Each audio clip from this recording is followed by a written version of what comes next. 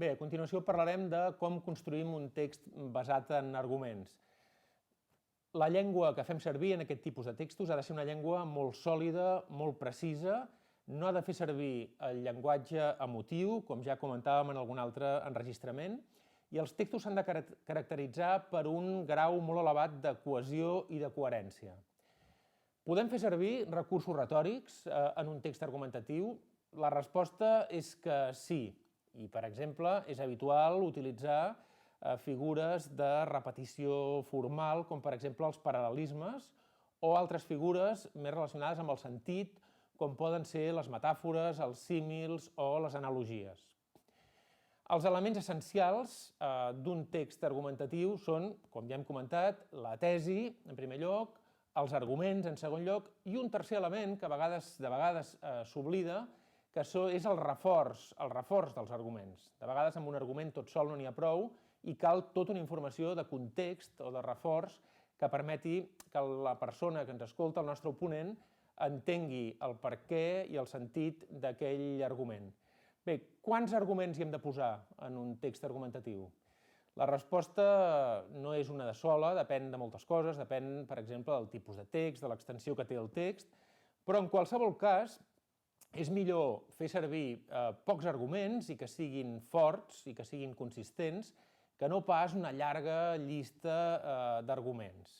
Una mica és com quan es posa una excusa per no assistir, per exemple, a un lloc. Bé, val més de vegades donar una sola excusa que sigui convincent que aportar tot un reguitzell d'excuses que al capdavall el que fan és afeblir l'excusa general. Bé, com han d'estar distribuïts els arguments?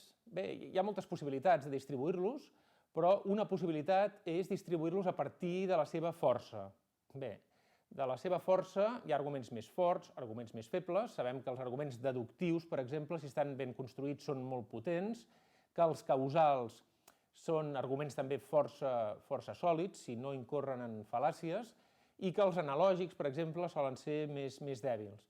Bé, pot ser que muntem el nostre discurs a partir de la força dels arguments.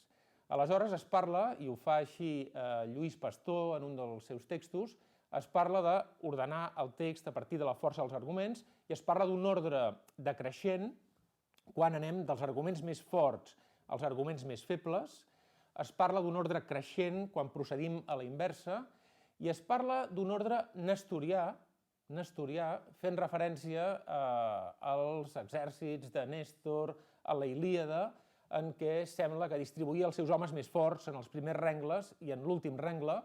Es parla d'un ordre nestorià quan es posen els arguments més forts de l'argumentació al principi i també al final per tancar l'argumentació.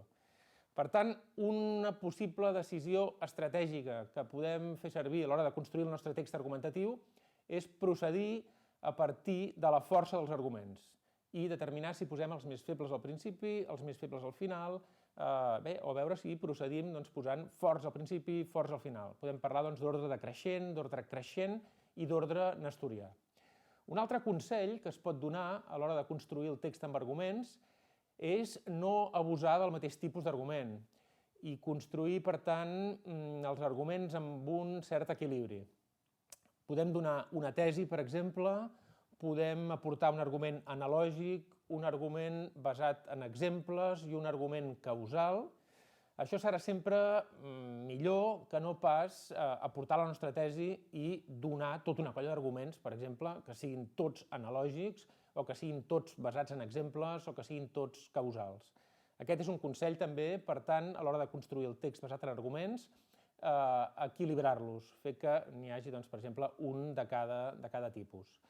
Bé, per tant, resumint, a l'hora de construir un text basat en arguments, les qüestions de llengua són molt importants, hem de fer servir una llengua sòlida, precisa, cohesionada, coherent, i hem de prendre algunes decisions també relacionades amb l'estructura, amb la construcció, no oblidar cap element i procedir, si ens interessa, a partir de la força dels arguments o equilibrant els arguments de les diverses tipologies que coneixem.